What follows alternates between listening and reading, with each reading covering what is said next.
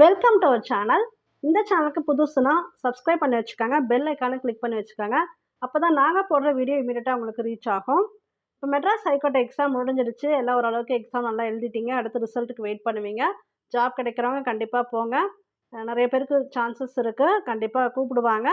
அப்படி முடியாதவங்க நீங்கள் வந்து வருத்தப்பட வேணாம். நெக்ஸ்ட்டு வந்து நம்ம என்ன வீடியோஸ் போட போகிறோம் அப்படின்னு பார்த்தீங்கன்னா, டிஎன்பிஎஸ்சி குரூப் எக்ஸாம்ஸ் வீடியோ போட போகிறோம். ஏன்னா பர்சனலாக நிறைய பேர் வாட்ஸ்அப்பில் மெசேஜ் பண்ணியிருந்தீங்க. தென் நம்மளோட சேனல்லையுமே நிறைய பேர் மெசேஜ் போட்டுகிட்டே இருந்தீங்க. டிஎன்பிஎஸ்சி குரூப் எக்ஸாம்ஸ்க்கு வீடியோஸ் போடுங்க மேம் அப்படின்னு கேட்டுகிட்டே இருந்தீங்க. ஸோ நெக்ஸ்ட்டு நான் அதை தான் கான்சன்ட்ரேட் பண்ண போகிறேன். டிஎன்பிஎஸ்சி குரூப் எக்ஸாம்ஸ் குரூப் 1, 2, 4 எல்லாமே கவர் ஆகிற மாதிரி கொஸ்டின்ஸ் வந்து பார்த்துக்கலாம். எல்லாமே ஸ்கூல் புக்லேருந்து தான் கொஸ்டின்ஸ் எடுக்கிறாங்க. அதனால் அது ஃபுல்லாக நான் உங்களுக்கு கொடுக்க ட்ரை பண்ணுறேன். ஆனால் மெட்ராஸ் ஹைகோர்ட் எக்ஸாம் மாதிரி நம்ம மேலோட்டமாக படிக்க முடியாது. இந்த எக்ஸாமுக்கு எப்படின்னா நீங்கள் புக் பேக் படித்தா போதும் அண்ட் ஓரளவுக்கு அந்த நாலேஜ் கேதர் பண்ணால் போதுங்கிற மாதிரி இருந்தது. ஈஸி தான் உங்களுக்கு மெட்ராஸ் ஹைகோர்ட் எக்ஸாமு. ஆனால் டிஎன்பிஎஸ்சி குரூப் எக்ஸாம்ஸ் அப்படி கிடையாது. இப்போல்லாம் போக போக ரொம்ப டஃப் வைக்கிறாங்க. அவங்க கேட்குற கொஸ்டின்ஸே பார்த்தீங்கன்னா எப்படி கேட்குறாங்கன்னே நம்ம சொல்ல முடியல. இந்த மாதிரி பாக்ஸ் கொஸ்டின்ஸு அப்புறம் எந்த பேஜில் வேணால் கேட்குறாங்க.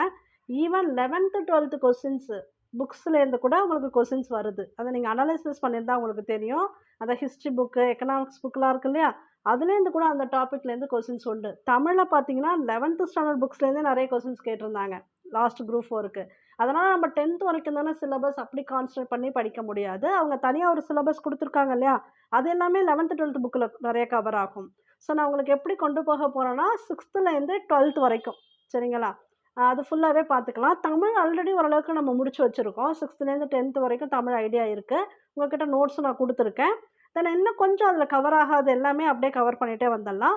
தென் மெயினாக நம்ம கான்சன்ட்ரேட் பண்ண வேண்டியது ஹிஸ்ட்ரி, சோஷியல் சயின்ஸில் இருக்கக்கூடிய அந்த சிவிக்ஸ் பார்ட்டு, தென் ஐஎன்எம்லாம் இருக்கு இல்லையா, அதெல்லாம் பார்க்கணும். சயின்ஸ் பார்க்கணும், மேக்ஸு.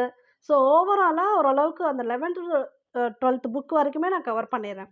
ஓகேங்களா? அந்த சிலபஸ் வச்சுக்கிட்டு வீடியோஸ் வந்து ஸ்டார்ட் பண்ணிக்கலாம். ரெகுலராக பாருங்கள், உங்களுக்கு ரொம்ப யூஸ்ஃபுல்லாக இருக்கும். டெஸ்ட் பேட்ச் கேட்டுகிட்டே இருந்தீங்க. நான் டெஸ்ட் பேட்ச் போடுறேன். என்னென்னா கொஞ்சம் ரிலாக்ஸ் ஆகிக்கலாம். இப்போ தான் நீங்கள் எக்ஸாம் முடிச்சிருக்கீங்க. நான் அடுத்து எப்போ கொடுக்க போகிறேன், டெஸ்ட் பேட்ச் எப்போ ஸ்டார்ட் பண்ணுறோம் அப்படிங்கிறத நான் கண்டிப்பாக வீடியோஸில் கொடுப்பேன், இன்ஃபர்மேஷன் கொடுப்பேன். நீங்கள் ரெகுலராக வீடியோஸ் வாட்ச் பண்ணிட்டே இருங்க.